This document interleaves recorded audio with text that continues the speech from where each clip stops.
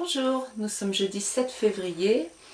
Alors, j'ai plein de choses à vous dire. En fait, je viens déjà de tourner cette vidéo, mais elle était vraiment longue. Je voulais la faire plus courte. En plus, il y a eu des problèmes, trop de soleil. Si, c'est possible, en Normandie.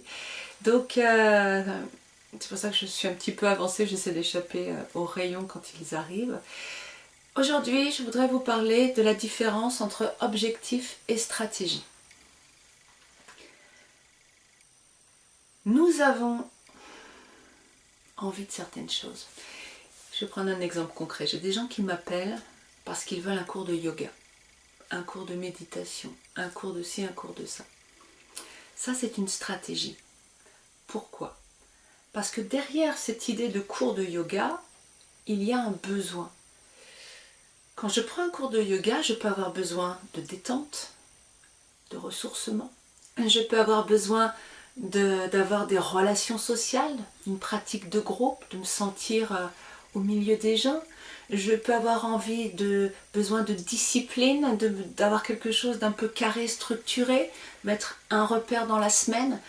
Vous voyez que ces besoins sont différents. Il peut y avoir plusieurs besoins pour une même personne ou un besoin différent par personne. Tout est possible. Par contre, un besoin peut avoir plusieurs stratégies. Autrement dit, qu'est-ce que je suis en train de dire? Ça commence à être compliqué. Oui et non. Quand les gens me disent je veux un cours de yoga, en fait, c'est pas le cours de yoga qu'ils veulent en réalité. Ils veulent nourrir un besoin derrière, qui est, alors, la plupart du temps, un besoin de ressourcement. Se recentrer sur soi, se ressourcer. Avoir un moment à soi. Ok. Pour cela, ils peuvent prendre un cours de yoga, un cours de sophrologie, aller nager à la piscine, faire du bien-être avec moi. Il y a plein de possibilités. Ces possibilités sont donc les stratégies, les moyens d'arriver à l'objectif qui est nourrir leurs besoins. Quelle est l'importance de ça dans la vie quotidienne?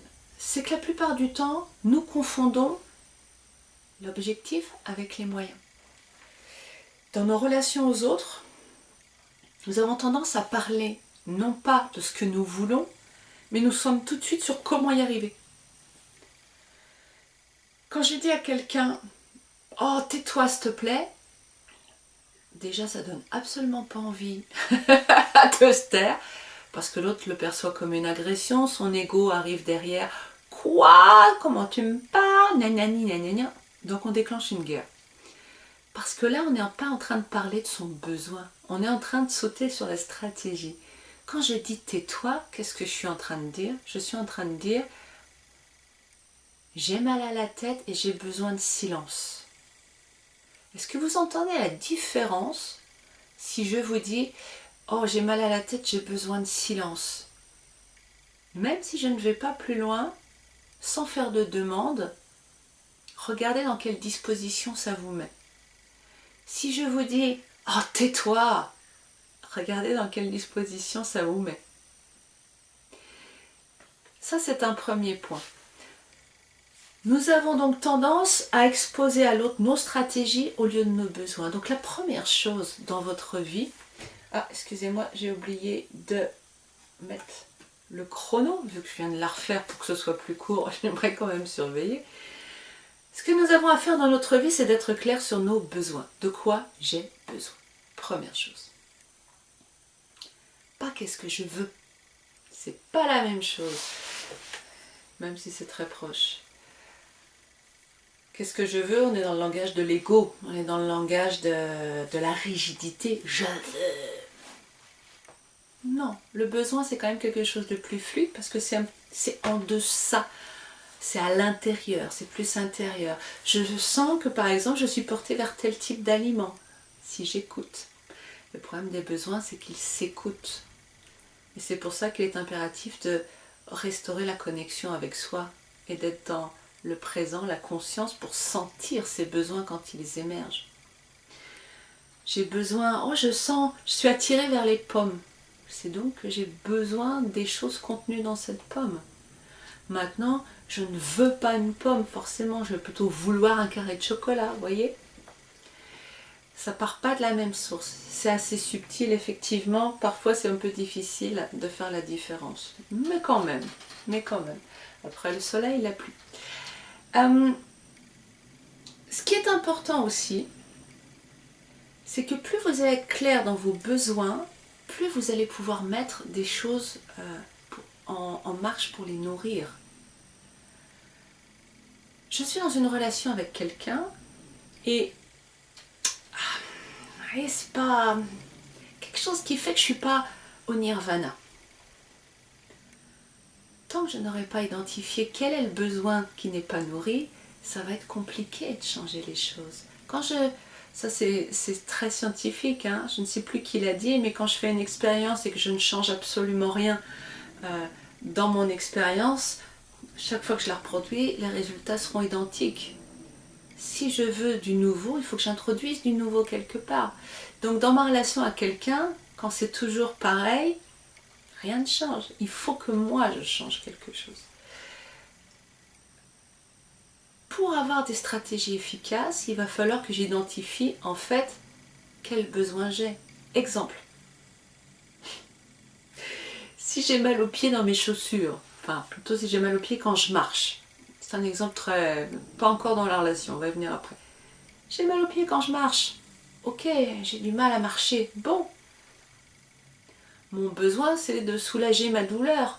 Ok, les stratégies, ça peut être de changer de chaussures, de marcher moins, de couper mes ongles de pied, etc.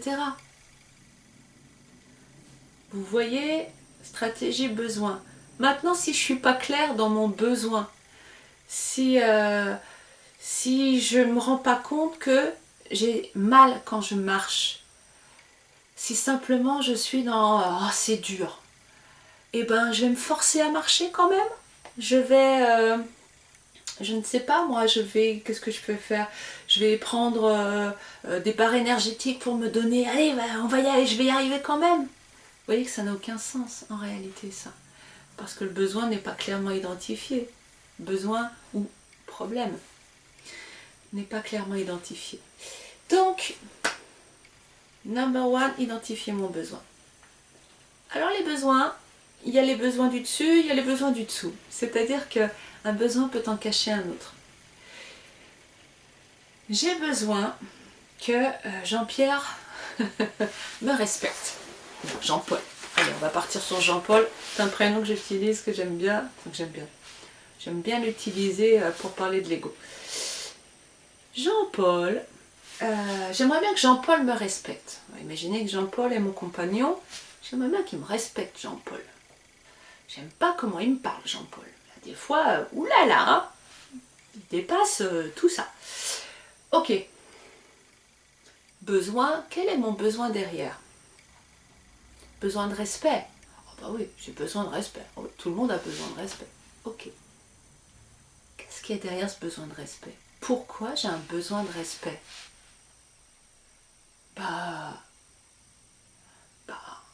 Posez-vous la question déjà. Pourquoi avez-vous besoin de respect? Pourquoi avez-vous besoin que les gens vous parlent gentiment? Qu'est-ce que c'est le respect? Voilà, je vous invite à couper tout, la vidéo, faire pause et à prendre un temps.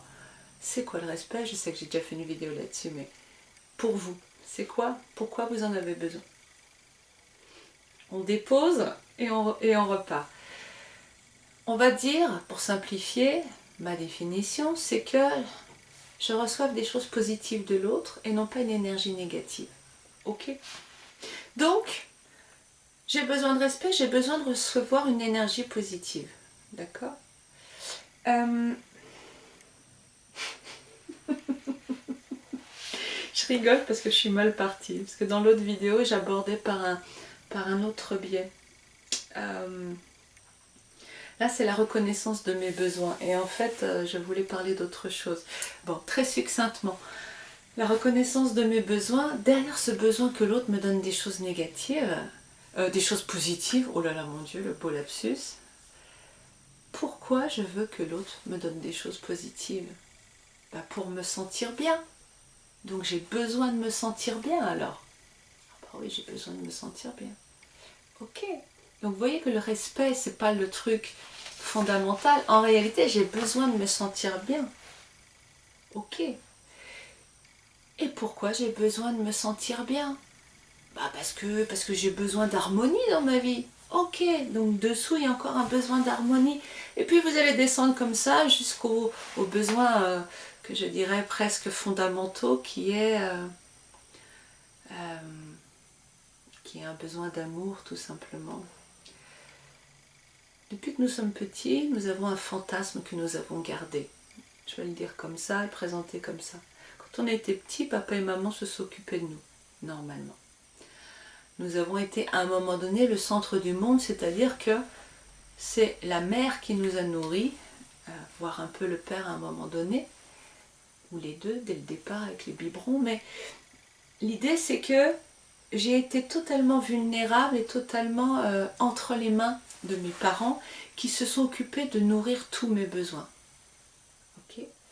Le problème c'est que depuis, il y a comme une sorte de fantasme qui s'est perpétué par le conditionnement éducatif. Mes parents m'ont appris que quand on aimait quelqu'un, on devait subvenir à ses besoins. Alors quand j'ai 1 an, ok. Quand j'en ai 35, je ne peux pas me nourrir moi-même. Il faut que j'ouvre la bouche pour que quelqu'un me mette à manger dans ma bouche. Je ne peux pas me gratter moi-même, il faut que quelqu'un me gratte. Je ne peux pas m'allonger quand je suis fatiguée, il faut que j'appelle quelqu'un pour me border. Peut-être que ça vous fait sourire ce que je suis en train de dire. Il n'empêche. Regardez à quel point vous fonctionnez comme ça. Regardez à quel point vous avez besoin que l'autre, au sens général, s'occupe de vous. Parce qu'on vous a appris que l'amour, c'était s'occuper des besoins de l'autre. C'est ça l'amour. Donc vous essayez, vous, de nourrir les besoins des autres et vous attendez des autres qu'ils nourrissent votre besoin. Sinon, c'est que vous n'êtes pas un être qu'on peut aimer, pas quelqu'un de bien. Ça part un peu loin ce que je dis, ça va un peu sans explication plus profonde, mais je vais en rester là.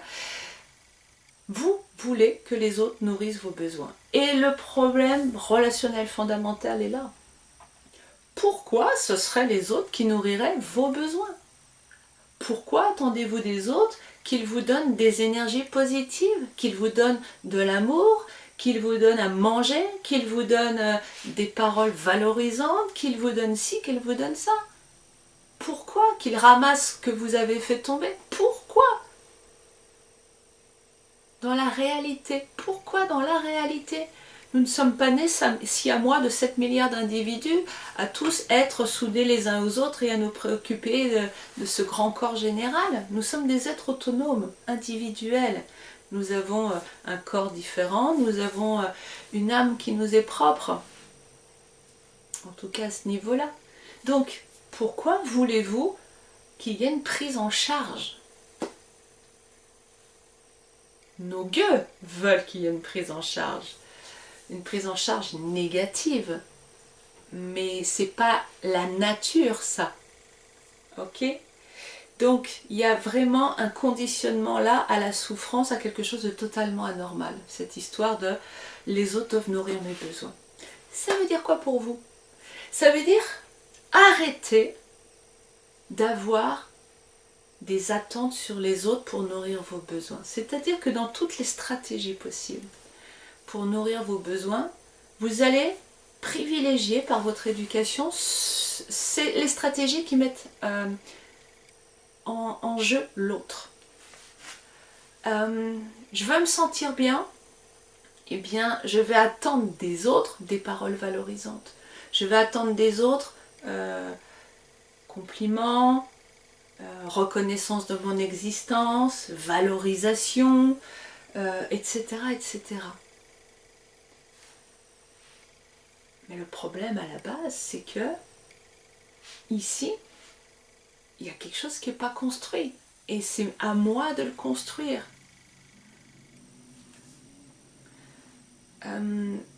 J'ai besoin. Je suis fatiguée. J'ai besoin que les autres me donnent l'autorisation d'aller me reposer. Eh, faut arrêter avec ça. Vous vous rendez compte? Vous avez besoin que les autres vous autorisent à vous reposer? Non mais c'est grave, vous avez quel âge? Je dis ça, mais je suis pareil. Hein.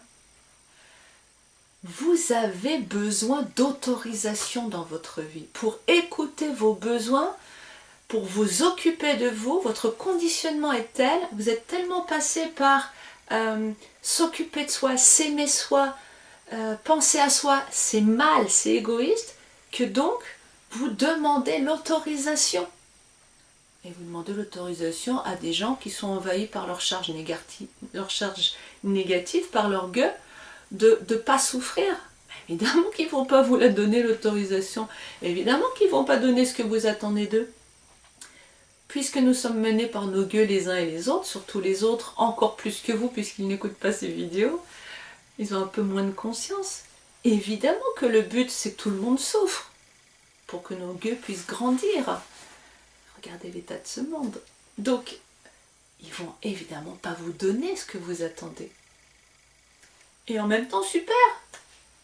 Parce qu'il est temps de prendre conscience que c'est à vous de vous prendre en charge. Vous êtes autonome, responsable de vous-même. De vous-même.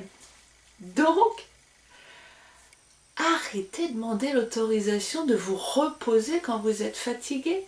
Arrêtez de demander l'autorisation de manger à l'autre parce que est-ce que c'est l'heure, est-ce que j'ai le droit? Mais votre corps, il dit quoi? Il dit j'ai faim. Bon, bah, j'ai faim, je mange. Ah mais oui, mais c'est ton problème. C'est ta façon de faire, ta vie, ton monde. Mais moi, mon corps, là, maintenant, dans le présent, il a faim. Pourquoi je devrais refuser de nourrir ce besoin pour privilégier le tien qui est que je dois respecter des principes, des horaires, des choses comme ça, ce qui est donc une rigidité qui ne tient pas compte de la réalité. Mais oui, mais à ce moment-là, c'est n'importe quoi. Quel est le besoin derrière le fait de manger à heure fixe? Peut-être, et je dis bien peut-être, pour certains, ça va juste être les principes, parce qu'il y a un cadre, parce qu'il faut qu'il y ait des principes. Ok, eh ben, je vous invite à creuser derrière. Pourquoi? De quoi avez-vous besoin derrière? Et se pourrait-il qu'en creusant tout ça, on arrive à une forte insécurité?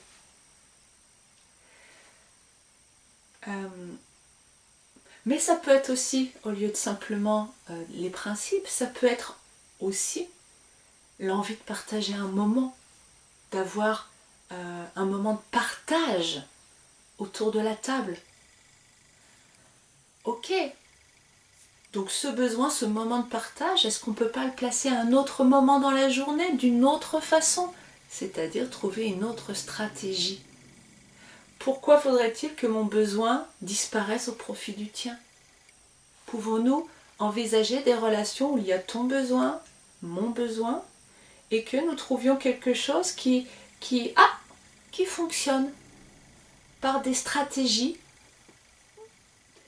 différentes, je trouve, jusqu'au moment où ça s'emboîte et que je ne lâche pas mon besoin, tu ne lâches pas ton besoin, mais on arrive à trouver un fonctionnement pour que tous les deux, on soit bien. Et vous voyez la beauté de ce système. Tu penses à toi, je pense à moi, et on arrive à vivre ensemble. Non pas en sacrifiant des choses, mais juste en trouvant un emboîtement, un angle qui fait que ça s'emboîte. Je vais conclure. Je vais conclure. Soyez clairs sur vos besoins. Prenez un temps, chaque fois que la situation n'est pas positive, c'est-à-dire chaque fois que vous avez des émotions plutôt négatives, un malaise, un sentiment d'incomplétude, c'est qu'il y a quelque chose qui n'est pas entendu. Donc au lieu de tirer un trait et d'arrêter d'écouter, comme vous l'avez fait jusqu'à présent la plupart du temps, au contraire, regardez, soulevez le couvercle, juste observez. Ah, je sens qu'il y a quelque chose qui ne va pas là. Ok, bon, qu'est-ce qu'il y aurait comme besoin là dans cette situation? Qu'est-ce qu'il y en a? Essayez de ne pas vous arrêter au premier, essayez de voir tout ce qui existe. Il y en a souvent plusieurs. Et puis creusez, creusez, creusez, allez voir jusqu'au plus profond là où vous pouvez. Ensuite, voyez comment vous-même pouvez nourrir ces besoins sans passer par l'autre. C'est quand même tellement plus facile quand on s'occupe de soi, non? Je nourris mes besoins. Ok. Et puis une fois que vous avez fait ce travail-là, ben vous pouvez demander à l'autre qu'il fasse ce travail-là. S'il n'en est pas capable, peut-être pouvez-vous de votre côté réfléchir à ses besoins et lui en proposer. Mais toi tu veux manger hors fixe parce qu'en fait derrière tu as besoin de quoi? Qu'est-ce qui est important pour toi? Ah ouais, c'est parce qu'il y a l'émission à la télé. Ok, donc en fait toi c'est un repère important dans ta journée, l'émission à la télé. Ah ouais, ok. Alors est-ce qu'à ce moment-là, et on propose une stratégie, toi tu as besoin de ça, moi j'ai besoin de manger quand j'ai faim. Pour moi, ça n'a pas de sens de faire attendre mon corps parce qu'il y a autre chose. Mon corps, c'est mon corps. Je m'occupe de lui. Donc, est-ce que on peut s'organiser pour que tu sois devant la télé au moment de ton émission et qu'on mange, séparément, par exemple? Ou alors, etc., etc. D'accord? Après, c'est juste de la recherche de stratégie et on discute. Et croyez-moi, vos relations seront beaucoup plus paisibles et beaucoup plus belles de cette façon-là. Voilà pour aujourd'hui. Je vous souhaite une belle semaine. Je pense avoir le temps de refaire une vidéo la semaine prochaine. Donc, je m'arrêterai là. À très bientôt. Prenez le temps de réfléchir, de regarder à l'intérieur de vous, d'essayer d'y voir plus clair. Choisissez vos stratégies. Je sais que je répète, mais c'est pas grave, hein, à force de répéter, ça rentre. Que les stratégies soient remplissables, enfin, que les besoins puissent être nourris par vos stratégies, par vous-même. Cessez de mettre les stratégies sur l'autre. Ce n'est pas aux autres de prendre soin de vous, c'est votre boulot. Que ce soit clair, ça. Et votre vie sera meilleure. Allez, à bientôt.